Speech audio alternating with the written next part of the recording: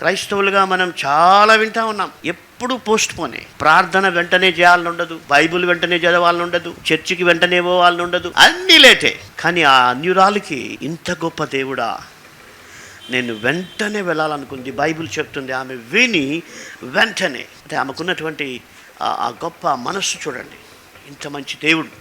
కాబట్టి నేను post phone చేయకూడదు. అంటే ఇంకేం పనులు లేవు, ఆమెకు చాలా పనులు ఉంటాయి. ఇంకా ఒకటి ఏంటంటే, మనం చూస్తే ఆమె దయ్యం పట్టిన ఆ బిడ్డను కూడా ఇంట్లో వదిలేసి వచ్చింది. గమనించారా?